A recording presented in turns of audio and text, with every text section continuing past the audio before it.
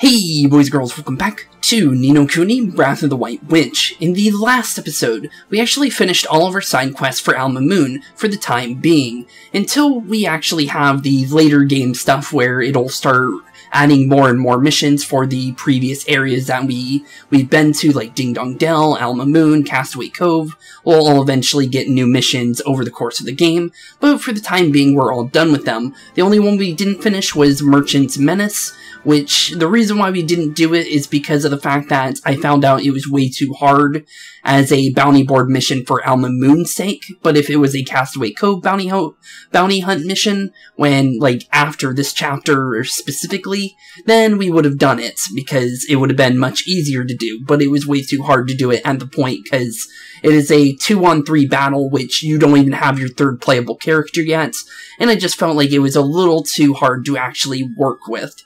But another thing is because I have to state this right now, technically I am on episode 13, but I had to actually redo episode 11, this one, and episode 12, and I found out that my audio for the game didn't get recorded for some reason, which is the first time that's ever happened in any series I've ever done, and I don't know why it did it, because I could hear the game perfectly in my headsets. OBS is picking it up right now for sure because it says desktop audio's levels are moving, so I don't know what happened there.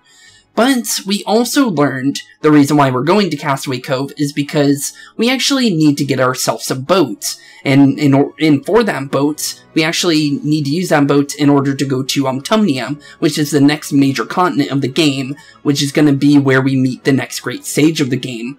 But with that, let's actually continue our story, because we actually have a pretty jam-packed episode with this one, due to the fact that we're going to be getting a whole new item set, which is the Alchemy Cauldron, and we're also going to be meeting our next playable character, which his name is Swain. But with that, let's actually go into Castaway Cove, and I'll be right back since there's actually a cutscene at the very beginning, so BRB. Jeepers.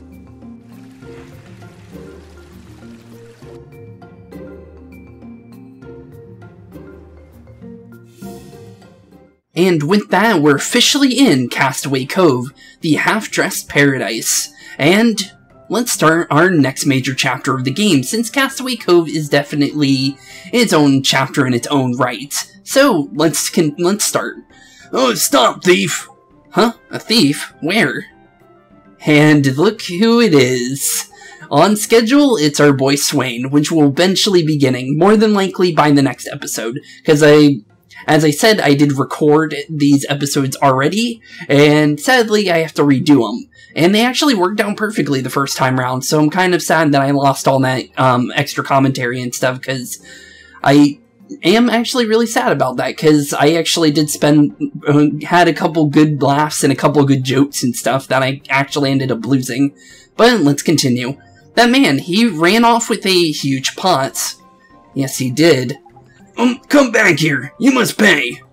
Someone has to stop him. It's daylight robbery. You're not going to let him get away with it, are you, Wally boy? No way. We need to go after him. That's the spirited, proper brave you are, mun.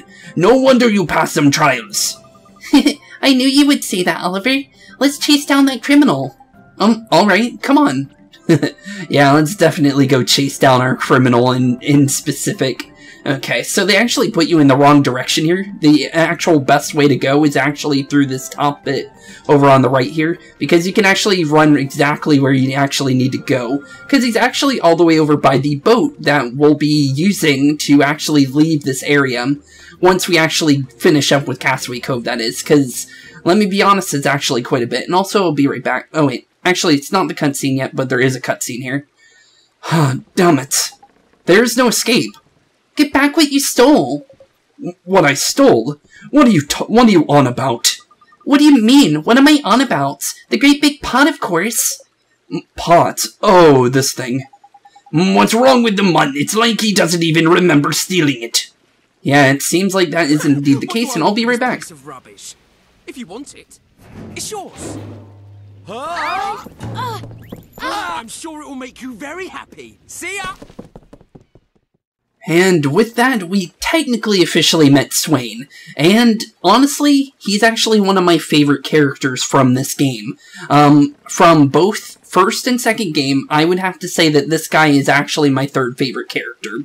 Because, one, I just like how he acts, and also I like the backstory for him as well, but it won't get into his backstory till like later in the game, which is definitely once you actually get to Autumnia, because he's got actually a pretty good backstory, and it's actually hidden pretty well for the most part until you actually get to where they actually start talking about it.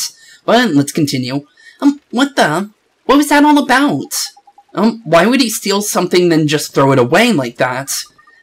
Yeah, why would he? What was he thinking? I don't reckon he was thinking at all, man. That is very strange, though. Huh, what do you mean? Well, he ain't bothered what he steals. It's just that stealing is what he's in it for, ain't it? You mean he enjoys stealing for his own sake? Yeah, that's about the size of it. I'm no expert, mind. If that's really true, he's even more horrible than I thought. Well, never mind that for a minute. Let's get this old pot back to the peddler, shall we? We must be worried sick, poor fellow. He must be, huh? Okay, let's go take it back to him. Let's definitely do that. You've obtained a peculiar pot. And what a pot indeed, because we're actually going to be learning something new. And before we actually go up to the shopkeeper, because this is actually where the shopkeeper is for this specific town, which is kind of funny, because usually the shopkeepers don't actually get any kind of story, but for some reason the Castaway Cove one actually does get a little bit of story, which is kind of funny. But we're actually I'm gonna show you guys something, because they are going to bring this up later in the fact in general, so I might as well bring it up now. So if we actually go to Alchemy, and go back by one page, we can go to this section right here, called Cauldrons and Genies. And this is very important because of the fact that you have to open up the book to get this answer for this next puzzle here. So let's actually read through it. Cauldrons and Genies. No alchemy can take place without a cauldron. Cauldrons can only be opened by wizards, and may only be used for alchemical purposes. Be sure to treat your cauldron with respect it deserves. Every cauldron has its own resident genie, and is the genie who decides whether or not the wizard is worthy of owning that cauldron. Should you happen upon a curious pot, be sure to take a look inside. It may well be a cauldron left over from the Age of Sages. If you have difficulty removing the lid, try saying the magic words. The magic words are, "Open Sesame," and you'll actually need that exact password in order to actually open this thing. So, let's actually do this. And here you go, buddy. Here's your old pot back now. Excuse me, sir. I think this belongs to you. Oh, yeah, indeed. You, recovered it? Yes, we did. The thief got away, unfortunately, but we got your pot back for you. Curses. I mean, is that so? You have my thanks. Crikey, don't go being too grateful with you. It's not like it's flipping heavily or anything. Forgive me, it's just that I was rather pleased to have finally rid myself of it. That man you chased, he is a habitual thief. He does not care what he steals. So as ever I called after him, "Stop thief." But when I saw that he had what he had taken, I gave thanks to the ancients. You gave thanks for being robbed. In this instance, yes. You see this pot, no matter how much I try, it will not open. Therefore, I cannot use it to store my wares. If it is no use to me, yes, you must take it. For apprehending the thief, it is the least I can do. You're giving it to us, just like that. Hold on a second. You just told us that it's flipping useless, and now you're pretending you're doing us a big favor for giving it to us. What's going on, mun? Perhaps you will think of it as a souvenir of your visit to Castaway Cove. Jewel the Seven Seas, A souvenir? A great big pot like this? Yeah, most wondrous souvenir. It's no ordinary pot after all. And the rumors are to be believed. It was used, once by an ancient royal family. It has illustrious and regal history. But if that's true, we can't accept it. It's too valuable. But you must. I am so grateful to you. So very grateful for your help. Think nothing of it. Go on, take it. Go and be gone. Okay.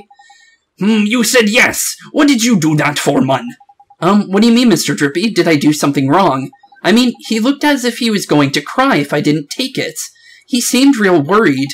Indeed, I was worried. Worried that you would, think me ungrateful, yes. That is what I was worried about. Thank you so very much. Something funny is going on here. Come on, tell us, there's something wrong with this pot, isn't there? What? Wrong? Why, of course not. If it's simply that the lid will not open, and perhaps now and again spine-chilling clatterings emanate from within. But only every once in a while is nothing. Please take this thing. So the lid won't open, but strange sounds come from within it. What could that mean? Aha, so that has to be it, isn't it? Well, I'll be a monkey's uncle. Huh? You know why it won't open, Mr. Drippy. Nah, man, it'll open. You just need to know what and how to open it, and now ain't it? It's a cauldron, see? Really, it's a cauldron. Wow. You know what that is? Yeah, I've never seen one, but my father used to have one. All wizards have cauldrons, you see. They do? That they do, Ollie boy. And the reason it won't open is because it's sealed up tight with powerful magic. But all it needs is for a true wizard to say the magic words, written in the Wizard's Companion, and Alchemical, the little pop off just like that. It will, huh? Oliver, you should try opening it. I should? Right now? Why not, man? There is no time like the present. Go on and give it a go. Okay, so the magic words are in the Wizard's Companion, huh? Well, let me take a look. And this is where the Open Sesame is actually gonna come in handy, because that's actually your password to open this thing. But let's do this. You do remember how to read your Wizard's Companion, don't you, Ollie boy? Sure I do, Mr. Drippy. I just open it from the main menu and, start reading. Exactly. A budding wizard like you should be reading a bit of that book every day. Truth be told, anyway you get to find them magic words, would you? We haven't got all day. But the Wizard Companion is kinda long. I mean, it might take a while for me to find the right words. You don't have to read the whole thing, do you? Use your noggin. The magic words for your alchemical cauldron will be on the chapter Alchemy, ain't it? That makes sense, I guess. I'll start looking then, huh? And let's actually do this. So make sure, because I know some people do play along with me in some of these games. I want to say this now. Make sure you save before you do this. Because this thing here, because we already know there's a genie inside of this cauldron, due to the fact that in the Wizard's Companion it says that there's going to be a genie inside your cauldron and it's going to test you. The test is actually a boss fight. And this boss fight can one-shot you if you're not careful. If you're using grass-type familiars like, say, Ivern, for instance. If you don't dodge his Hubble-Bubblery attack, which comes in near the final half of the fight, you will be one-shotted because I got hit by 150 damage out of nowhere. So I want to make sure you guys know this. So make sure you save, just in case. Find the magic words, did you, Ollie boy? Well then, let's get this over with, before you forget the flipping things. As soon as you're ready, stand in front of the cauldron and say them out loud and clear, alright? Okay, so, the password is open. And just gotta find N. Okay, open. And then says... Okay. Sorry, it takes a little bit to actually get to each and every single letter. Okay, and then we need one of these. And then we need to go back to A. Do another one, and then ME is our final 2 letters. And we should be done. And that is how you open up your alchemical cauldron, and how you actually get this thing to come out. And I believe there is a cutscene here, so I'll be right back.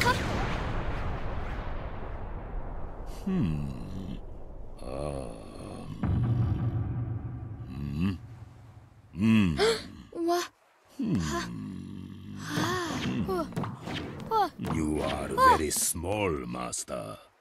But it matters not. Your right to command me will be judged in battle. Huh? Where? Where is it? Ah! Aha! Now, to arms! And to arms indeed. Here we go with Alchemy, literally called Alchemy, which is kind of funny. But, okay, so this is a boss fight you do need to be careful about, for 2 reasons. This guy is very dangerous if you don't play correctly. So, you want to, although you don't really want to be close range to him, you do have to be. And the reason is because if you don't, Esther will end up getting herself knocked out on you.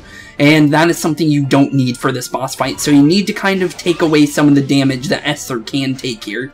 Since Esther's not going to be very smart sometimes, so you do want to make sure you're making sure that she's nice and healthy, because she will get hit, and I mean get hit. So be as very careful as you can, because if she goes down, you will end up going down as well. So, just keep that in mind, because it is very important what you do here on this battle. Okay, Healing Touch, make sure you're nice and healthy. Go back in with your close range familiar, whatever you want to use. Get ready to oh, he actually canceled his attack. I didn't actually expect that. I was going to defend because you can get a bunch of glims from him if you actually defend perfectly. But sadly, he didn't actually give me that, so I guess we don't get to do that. Okay, so Alchemical. Okay, so there's 2 different ones he can do. If he pulls out the Flame Sword, you need to run for your life. If he pulls out the Parasol, you get your chance to actually attack him for free. And as you can see, he actually has his Flame Sword, so you want to actually get away from him. We're actually going to make sure to keep Esther nice and healthy, and we're going to actually get ready to actually fight him by ourselves here for a nice little bit. Okay, so I'm going to heal her up, just because she is kind of forcing herself to kind of go full force onto him, even though it's not really the smartest thing, but there we go. Okay, now that she's kind of left him alone for a little bit, okay, now he's going for Al-Combo. You want to defend here, because if you can defend, you can actually get some freebies, like the Golden Glim here, which we're going to be grabbing right here. This will always full heal you, which is always really nice to get. So, here we go with this nice Slash Dance. Kind of completely negate anything he can do here, and make sure that he's pretty much down for the count for the most part. As long as you're paying attention, you can actually do some pretty strong things here. Okay, I'm gonna go right here just in case. It didn't count me in the attack there. I was kind of hoping it would, because if you can force him to use Al-Combo on you, you can actually do some pretty gnarly stuff here. And it actually helps you greatly, because you can get a bunch of glims if he fails his attacks. Okay, we got him to cancel out, which is always good. Okay, I'm gonna actually back off of him for a second and use Smash It, and smack him with some good, decent damage. Get ready for his little combo here. Block up most of it, see if we can get anything special, which we did. Turn back into Oliver for now, and I just forced him to chase me down a little bit there through animation frames entirely, which is kind of funny. Okay, so now that he's kind of busy over here, we're going to use a little bit of our attacks. Although, I don't want S3 to actually get knocked out here, so we're actually going to try and...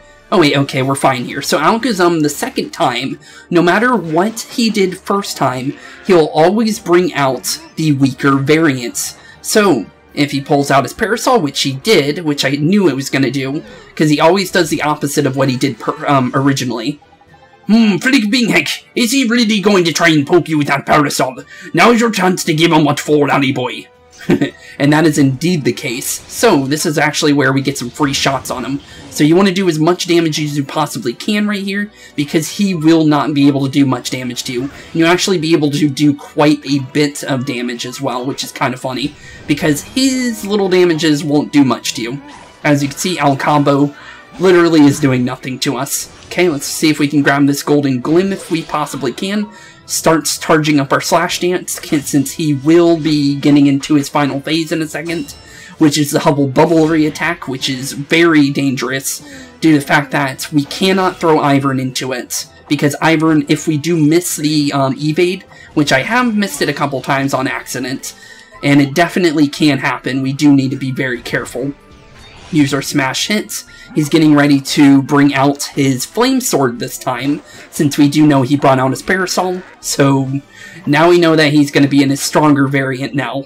Unless somehow it changes it, but it seems like it's always the same, so I think it's always going to be the Flame Sword or the Parasol. Whatever the opposite was, it seems to always be the fact. Okay, so let's try and keep him off of Esther for a couple seconds. Try and give her some breathing room here. back out, since you can dodge these attacks if you're paying attention.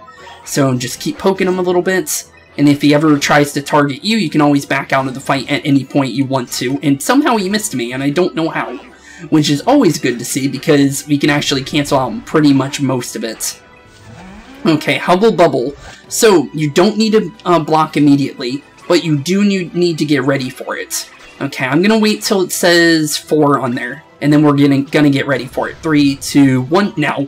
And now we'll evade it completely. So Hubble Bubble is a area of effect damage attack, which will attack everybody on the field, and I actually didn't expect Esther to actually go down there, but Esther is now down. So now it's just Oliver and Al-Khemi himself, and now he's getting ready for another Hubble Bubble. So, just like before, we want to make sure that we dodge this as much as possible. I'm going to try and do my best to not actually mess up here. Okay, 3. I'm going to wait till near the end of that, since we do want to make sure we do defend this, and I don't want to just throw in Ivern and mess up there, because it is very important that you do. Okay, I need to... Got it. 3, 2... Woo! That was way too close. Oh, multiple Golden Glims. I'm gonna take me a couple of these, because that is a free attack there, and he just canceled out my Golden Glim. Okay, that's the first time I've ever been canceled out of that before, because I didn't even know you can be canceled for that. Okay, well, Burning Hearts, do a big ol' attack here, and we might be able to get a second one in if we actually get the chance to, or he's actually out, and actually he's down for the count, and just like that, Alchemy is down, and we won, just like that, easy. Well, a lot better than my previous recording for this one, that's for sure, because I actually failed the first fight, which was kind of sad, because I didn't actually expect Ivern to get one-shotted, to be completely honest, and I completely messed up the evade, even though I thought it was perfect. And for some reason, it completely messed up, and I don't know how, because the evasion is usually lasts like about 3 to 4 seconds for the actual time limit. But he was on like 2 to 1, and somehow he was still able to hit me with Hubble Bubblery, even though my timer was still going. And I don't know how. It was really weird. But let's continue. Why would he just attack us like that? Phew. Are you alright, Oliver? Ho. Your name is Oliver, Master. I'm sorry? Oh, most illustrious Master Oliver, your prowess in battle is unsurpassed. Graceful, fearsome, yet merciful. Truly you are, Master worthy of alchemy, genie of the pot. Genie? That's right, Ollie boy. Every cauldron has a genie inside, I see. They do what's known as alchemy for you, but they have to test you first, to see if you're worthy, ain't it? That's why the big red ruse are started on you. Nothing personal like. If you're after the cauldron, it's the only way. It's traditional, see. Gee, you could have warned me, Mr. Drippy. True, he definitely could have. When first I laid eyes on you, Master, your diminutive size worried me most prodigiously. But you have humbled me. You have reminded me that a book may never be judged by its cover, no matter how unimpressive it may be. I bow to you, Master, now and forevermore. Pleased to meet you too. Yeah, I'm pleased to meet you, Alchemy, and he's actually going to be very, very useful later. You have obtained a cauldron. Master, I must pay you tribute. Please accept these humble gifts. A bottle of pixie dew, okay. A bunch of sour grapes, and 3 bundles of slumber knot leaves. Okay, cool, thanks, bud. You must combine these items with the power of alchemy. They will produce a most wondrous magical result. Okay. Now, Master, it seems you are still in need of an instruction concerning the use of the cauldron. There are 2 ways to alchemize. When you possess the alchemical formula of the item you desire, simply select follow the formula, and you shall have it in an instant. But should you not possess the formula, you may select mix and match to combine ingredients to your heart's content. I pray you will produce most wonderful and magical results, Master. For your first steps on this path for the alchemist, I recommend you follow the formula. Do not run before you can walk, Master. Okay. And for this, your first alchemical experiment, I present you with a formula. Behold. Okay. You have obtained a new formula. Okay, I'll definitely take it. And this is actually going to be for a new type of thing, which is actually a full heal for pretty much, because you can get more than 200, but usually when you get over 200, you're pretty much like over in the late game section, because 200 HP is a lot of HP to regain for every single person. But we got ourselves a Sprite Dew. Though not technically dew, the sprightly byproduct is blessed with miraculous healing properties. Restores 200 HP to all allies. Bottle of Pixie Dew, bunch of sour grapes, and bundles of slumber knot leaves. And he actually gave us everything we need in order to actually make this. So, would I like to make one? Yes, I would. Because we actually need to make it in order to actually progress, I'm pretty sure. Success, you have made the following. A bottle of Sprite Dew. And that is definitely useful. And just like that, we have our full-on ability to actually do alchemy. We can make anything for the most part. And even weapons and random things you'll find out in the overworld can be used as ingredients. Not every single thing, but most of them. So you can actually make some really good weapons if you know the formulas. Like, there is a weapon that you have to do for a specific side quest in Castaway Cove for a candle cutter. You would need a flint dagger and then an ember stone. And then you can actually make a candle cutter, which is what you need for the mission. Which, it's actually, I don't remember if it's a good weapon, because I usually make it late game because I completely forget about it. But I will actually end up trying it out this time round, since once we get to episode 13, that's when we'll be doing the side quests, which I have all ready to do, and I was actually supposed to do that tonight, and then I noticed that all the audio was gone for episode 11 and 12, and that's the whole story, because I went to go and edit all the, I think I was starting on 9 to 12, and notice that 11 and 12 were completely different than the other ones, and I don't know what happened. It looks like it's perfect. I'm gonna check after the episode just to make sure. So if you see this, then it worked, and it survived, and hopefully I don't have to redo it a third time. But with that, let's actually continue. It is a success, Master. Truly a work of wonder.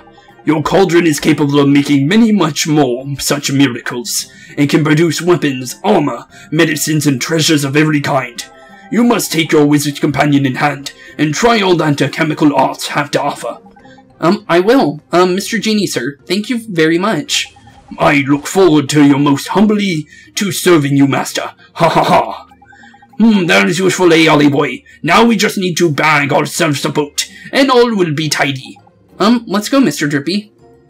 It looks like the peddler doesn't even care. Let's actually see what he says, because I actually didn't even read this before. The genie in the cauldron. However did it get inside, I wonder? Well, I'm sure you need not concern yourself with such matters. Please peruse my wares.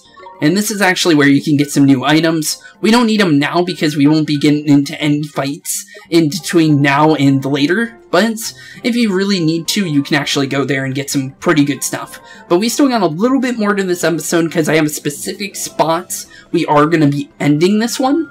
I also want to mention some... Oh, wait. Okay, it's not a cutscene. I wasn't sure for sure. Everybody here is wearing a swimsuit, huh? Yes, no wonder they call it a seaside paradise of the South. Hey, look, they are not dressed correctly.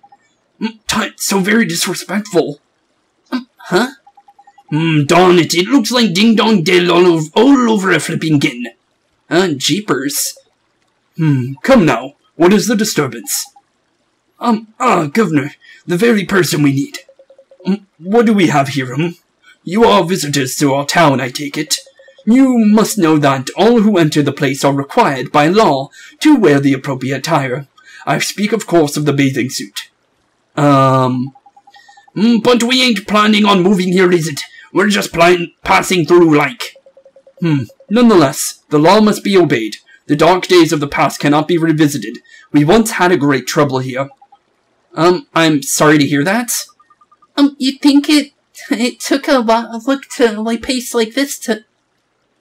Let me redo that. I completely messed that up. You'd never think to look at a place now. It's so beautiful.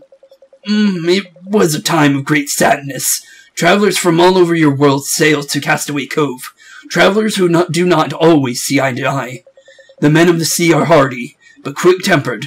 Without constant supervision, they will soon fall upon one another in anger. And for this reason, I devised a means of maintaining the peace. And I am sure you have guessed already what it was. Yes, to require all those in town to wear bathing suits, of course. What is he, flipping crackers or something? What difference would that make?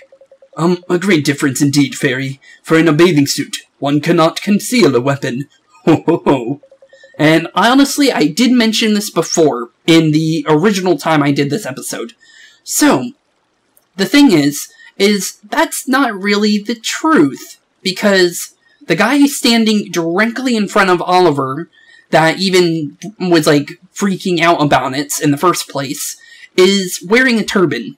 You can hold a weapon in your turban, or you can, like this lady on our left, that's on the boat, can actually put a weapon inside the little baskets. I always thought it was convoluted, and I always thought it was weird that what he says is honestly not true, because some bathing suits have pockets on them, and you can hide things in them, and sometimes they're padded and cushioned and stuff. So honestly, what he says here makes no sense. And honestly, it's, for some reason people fell for it, and don't even do anything dangerous here, surprisingly. But it is very weird. I'll definitely say that. But let's continue.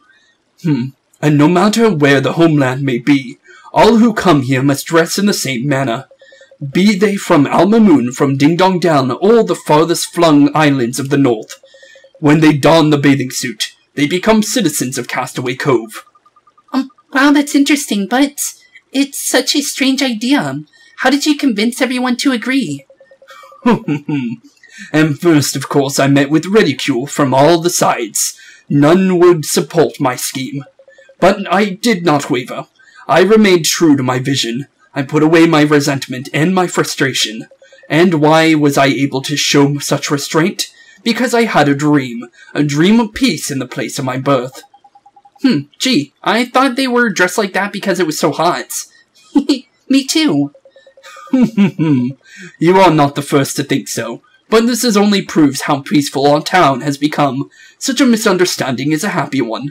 I understand now. We should respect the governor's wishes and dress like everyone else. Yeah, we definitely should. Let's do it.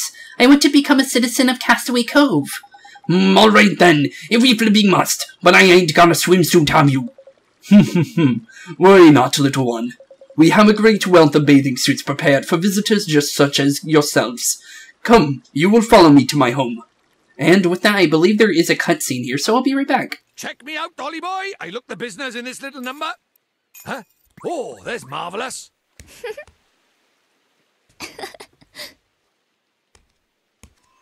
What do you think?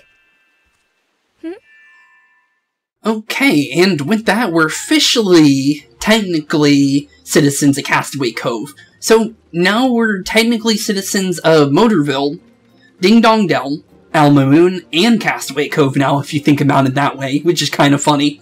But, let's continue. Sorry I'm late.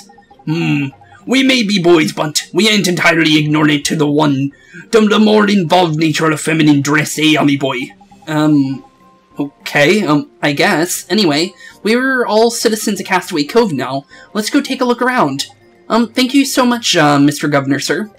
The bathing suits are yours now. You must wear them whenever you visit us.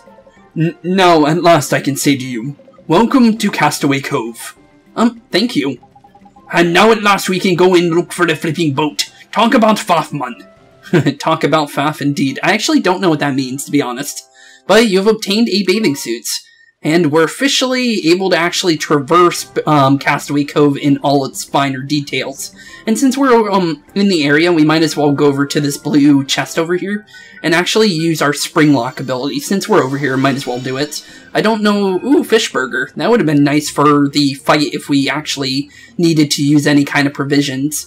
But we do have one more thing we do need to do in this episode, because I want to follow the exact formula we did in the previous ones. So actually, I think I got here a lot faster this time, actually, to be completely honest. But let's talk to, I believe his name was Sinbad, if I remember. Excuse me, sir. Are you the captain of the ship? That I am, me lad, captain and master of all who sail in her. You have a beautiful boat, Captain. Yeah, you definitely do. I was waiting for the game to actually go to the next line, and for some reason it didn't do it. You do not need to tell me that. She is the most beautiful of the seven seas. There is no finer or more fearsome ship afloat, and her name is no less fine or fearsome, for she is a legendary sea cow. I have something to ask you, Captain. Would you let us ride aboard your ship? You seek passage aboard the sea cow. We needed to get to Intumnia. A vast girl. You believe you can merely stroll aboard, and who do you think you are? Well, Captain, Well, Captain, and may I say a fine captain you are. The young man here standing before you, and I know it seems to be unlikely, but better with me. The unassuming scrap of lad here, Oliver his name is, he is only on a journey to save our flipping world. And he is only accompanied by none other than myself, Drippy Lord High Lord of the Fairies. And this, young lass over here. Oh, and I'm Esther. You are a fairy. I have travelled the world, but never have I seen one of your kind before. So, lad, you travel to save the world with the fairy as a companion.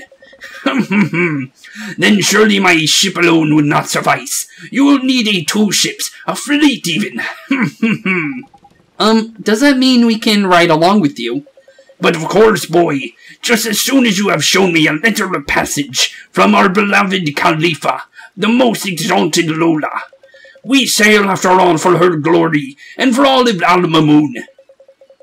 Should the Khalifa see fit to grant you permission to come aboard, I will refuse you nothing.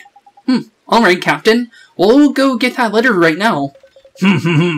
Fine words, lad, but easier said than done, I fear. Still, if you are truly to save our world, it should be the work of mere moments. I don't think he believes us, does he? No, he doesn't. It doesn't matter. We just have to prove him wrong. If we can bring him that letter of passage, he'll have to believe us. Let's go back to Al-Mamoon and get it. Khalifa Lola, eh? I wonder what she's like. Looking forward to this, I am. I flipping love royalty me. And with that, we're officially done with all what we did need to do in this episode. But I do want to mention this now, though. Because once we get into episode 13, I will have some stipulations for that. So, for when we do the episodes based on quests, certain parts I am going to be skipping.